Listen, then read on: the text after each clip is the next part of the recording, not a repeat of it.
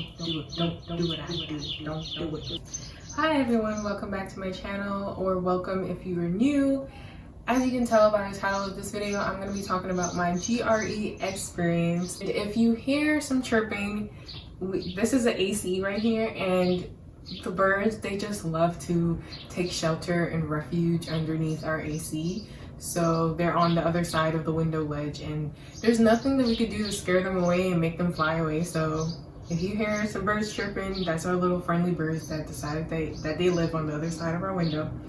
And if you see that crochet bucket hat over there, I actually have a crochet business, and I make bucket hats, I make scarves and stuff. The season for scarves have passed, but I'm making crochet bucket hats. I'm also learning how to make like clothing, but I rather show how I make it than make it for other people because I'm not there yet.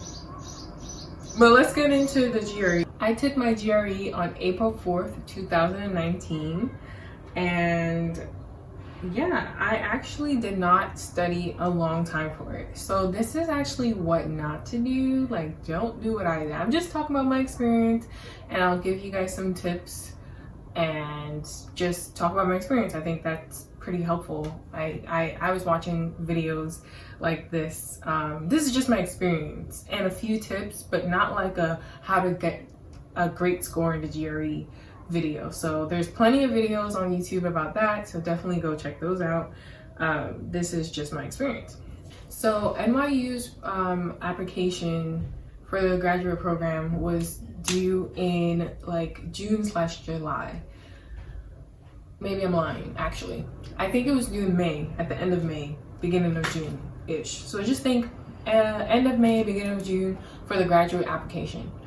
But there's a scholarship called New York City Department of Education, I think it's Jose P.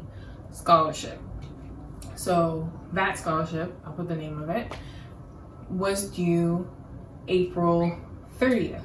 So that application is due April 30th of every year. Every year it's due around April 30th. It opens in January and ends in April. So you get that time frame to apply to this scholarship.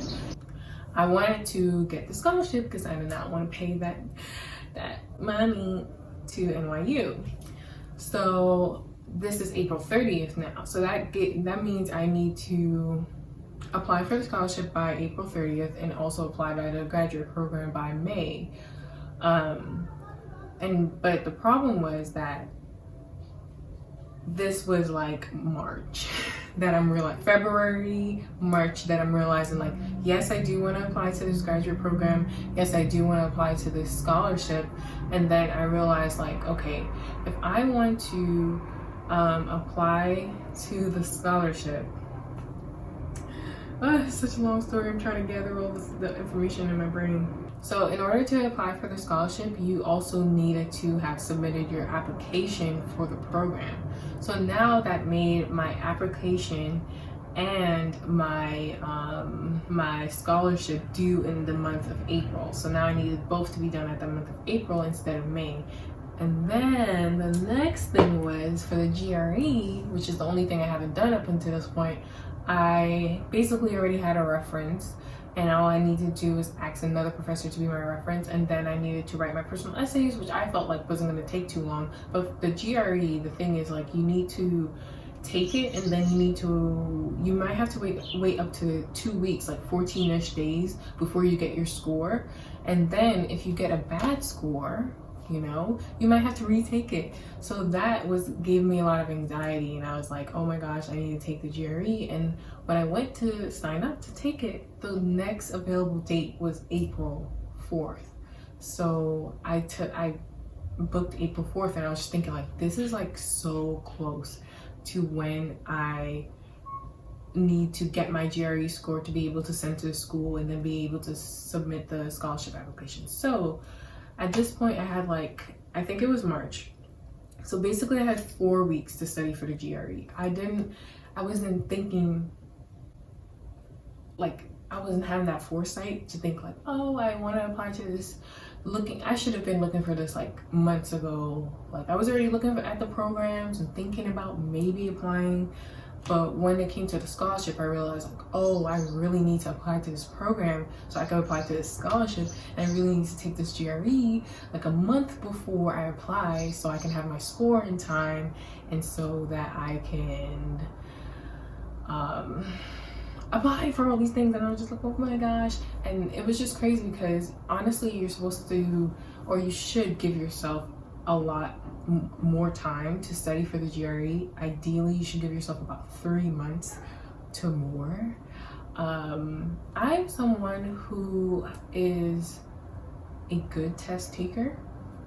And I think that explains the scores that I got on the GRE. Here we are in March. I have 4 weeks now to study for the GRE. And I was also working full time. So I was really struggling to find a time to study for the GRE, and also it was like a time crunch. So it's like all this pressure, and so I felt all the pressure, and I was like, I don't want to do it. Like I feel like I don't want to study. So what ended up happening was I studied for 2 weeks basically. In that 4 weeks, there was a lot of like pressure, making me feel like wanting to procrastinate, and then me kind of studying just a little bit, but not really. So let me tell you what I did. I paid for my GRE exam, which cost $205, okay? $205, mad money. Then I also bought a study book. So I think that cost an extra $40 or so, and the book comes with like a few practice tests, and so yeah, I bought that.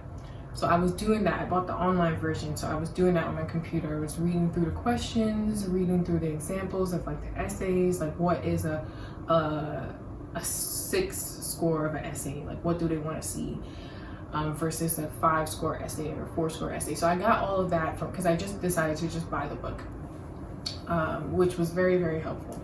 I also went on like Princeton. They have free GRE practice tests. Princeton has one. I think Kaplan has one. There's probably another one too.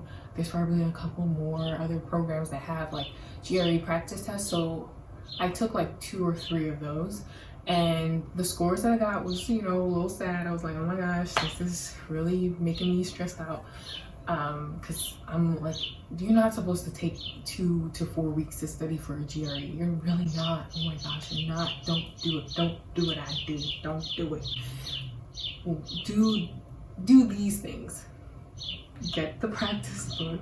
You could buy the GRE book if you can't afford it. Ask maybe a friend to maybe give you a GRE book, like a physical book. Because I think like the one you buy online, you're not supposed to share, because it had my name all over it. It was like, don't share this with anyone. So maybe a physical GRE book, like maybe at a library or something like that. Take all the practice tests that they have for free online, so you have practice taking the exam. And it's actually good because the exam is on a computer. Like when I did it in person, I went to a testing place and it was a computer exam. I wasn't like bubbling in answers. I took it at a computer. So I don't know how they're doing it now. I think there's like a 360 camera that they like record you with. I heard some people who had to take the GRE after the pandemic started. That was their experience. I don't know what it is like now. Maybe you can go in and take it, but it's on a computer, so it's good to practice doing the computer test. And then there's also an app that I downloaded called Magoosh, and I use that to help me with the vocabulary that was necessary to understand for the GRE. Those are the things I did. I studied as much as I can in 2 weeks. 2 weeks right before I really studied. And honestly, side note, I also took my drive-in exam that same week. I took my drive-in exam and I took the GRE in the same week. Talk about stress, talk about stressful exam situations. That was a stressful time. But I passed my driver's exam and I passed the GRE as well. So I also spoke to the admissions counselor at NYU, and she told me, I asked her basically, what is an average score of people who have been admitted to this program? on the GRE? What is the average GRE score of people who have been admitted to this program? And she told me the average score was a 150 on the math, 150 on the verbal, 150 on the reasoning. Hold on, let me get it correct. She said 150 on the verbal reasoning and 150 on the quantitative reasoning, which is like math. And then I think she said an average of like a 4 or 5 on 4.5 or something like that on the writing. So drum roll, these are my scores. My scores are, for the verbal reasoning, I got a 153. Hey, mama. So for verbal reasoning, I got a 153. For quantitative reasoning, I got a 148. And for analytical writing, I got a 4. So those are my scores. They actually turned out to be average and just enough for me to get into NYU, and here I am. And I'm going through the program, I'm gonna get my degree. So I only had to take the GRE once. I applied to the program, I got in. So I didn't have to do that again ever in my life. So yeah, I'm happy that that happened for me. I actually got a little bit lower than the average for the quantitative reasoning, but hey, it was good enough for me to get in. I got a little bit above the average for the verbal reasoning part. And then for the writing, honestly, I thought my score was gonna be better. I thought I had like a 5. I definitely felt like I had a 5 essay that I wrote. I was like, yeah, this and that, and because this and therefore blah blah blah in conclusion. And then I just got 4. I'm like, okay, I guess my points wasn't pointing enough or whatever. That's basically my story. I think I said everything that so all my don'ts and my do's, which is, or my do's and my don'ts, I should say. Do take all the practice tests and download the Magoosh app. There's also like things you can pay for with Magoosh. You can do that if you want to, you don't have to. But they do have all the vocabulary for free, like up to 1,000 words I think you have for free, and you can just go through and play little games on your phone and you can learn the words. I was doing it like while I was taking the train to work, and I learned a lot of the words that way. And don't wait until the last minute. Give yourself time. Give yourself, if you know like you're someone who just need more time to like really get information, just give yourself more time. In fact, an exam that I have to take after I graduate from graduate school, in fact before I graduate actually, I want to take this exam, is the praxis exam. So that I know I want to take by the end of this year. So actually I'm gonna start studying in June. I'll figure out my whole schedule thing, which is just 1 month from now. So I'm gonna figure out how I'm gonna study. I'm gonna probably get a book or something like that, buy the practice book. I actually started looking at the practice questions actually online for the praxis. So that's what I need to do, get the information slowly. I just ended up in a situation where I realized like, wow, I'm like very close to like not having it together. Like it just happened, thank God. Everything worked out in my favor, but I definitely do not recommend doing what I did. I recommend that if you know you have to take the GRE for a program, or if you know you want to go to graduate school and you know certain programs you want require you to take the GRE, start studying now. Like I already knew that I had to take the GRE since I graduated, and I graduated in 2018. I should have started studying for the GRE maybe at least 2 months after graduation, because I knew I wanted to take a break, but I should have still started studying a little bit, you know? Yeah, I was being just chill, just too chill, and then so chill that I realized like, oh my God, I'm messing up.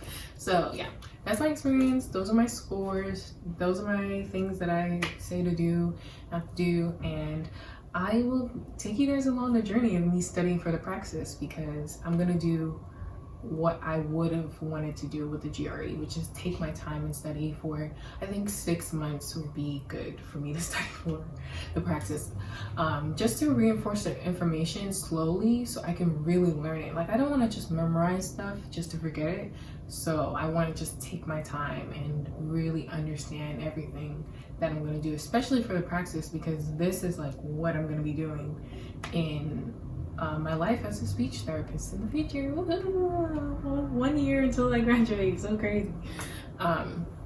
Yeah, so if you like this video, give me a thumbs up, subscribe to my channel. I'm almost at 1,000 subscribers and can't wait. Let me know what other kind of videos you want, and that's it. Rumi came to say bye to you guys. Bye bye.